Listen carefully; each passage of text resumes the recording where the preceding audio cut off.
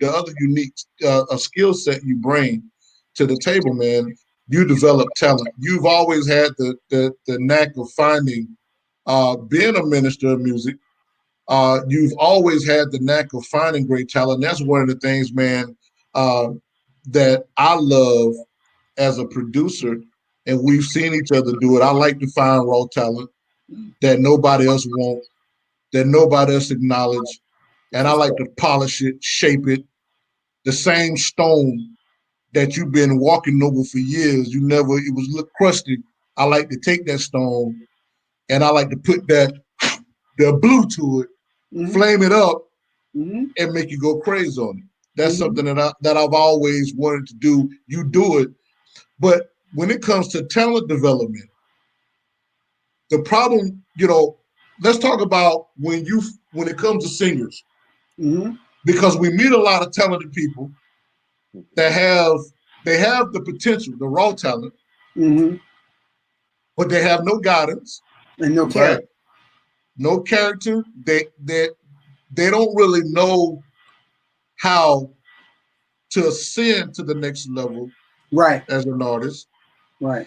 And when you take them there, they spaz out, get the big head, right, or a lot of times they don't want to give up the mediocre that they're in, because the mediocre has been all they've seen. That's it.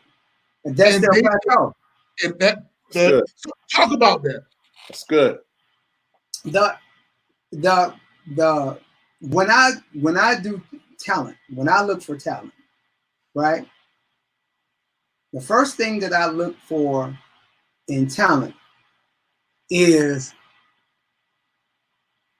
how can I put that? I'm trying to put it in a way. I'm trying to find the word. I'm looking for longevity, humbleness, a longevity of humbleness. Now, when I say a longevity of humbleness, you're saying, how are you putting these words together?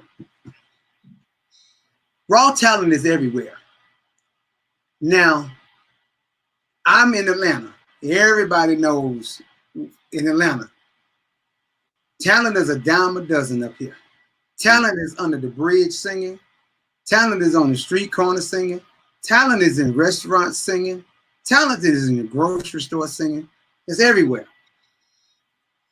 The problem with getting talent, because you got to be careful when you get it. That's why I say it's got to be that longevity of humbleness. You have to get a person who's going to be humble. Come on. And who can continue being humble. Even after they've ascended to heights that's beyond their wildest imaginations, the ability to still stay humble, pliable, because no one has arrived. My brother is one of the baddest producers, just like he talk about me, I talk about him. The baddest producers that ever touched faders, right? But the one thing that I love about him, and me and him be having these arguments all the time, is he's still growing. And as long as he keeps the mindset that he has to grow, he's going to continue to be great. I rate myself a 4. Don't matter what. I'm always going to be a 4. I'm never going to grow past a 4. But I know this kid is the 15, but he rates himself a 4. And the same thing with me is for when it comes down to keys. I don't think I'm that great on keys, but he thinks 30. I learned something very essential in my early years of salvation. I learned the difference between Saul and David.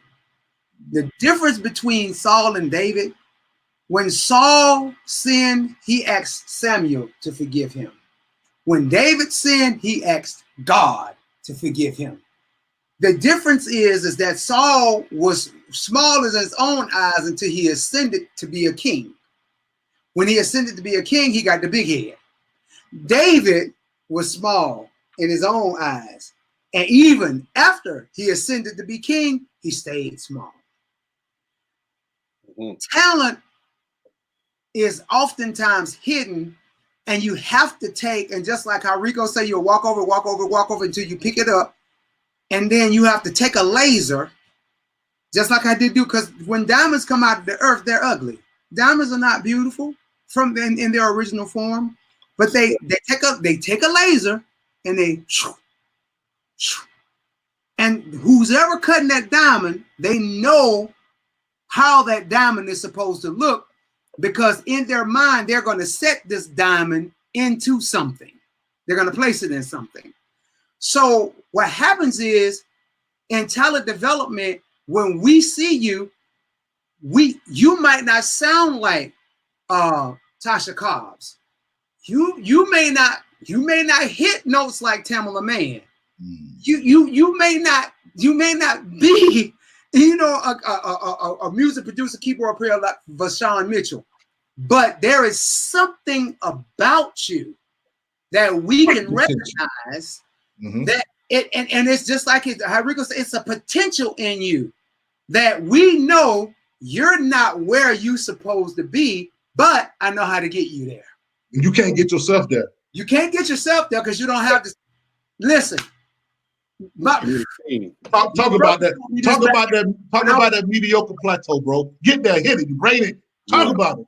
When I had a moment where I had to make a change in my life, and in making that change, I had to stay with my brother for about 3 months. I stayed with my brother. I moved 6 months. 6 months. That's right. 6 months. My bad. Excuse me, sir.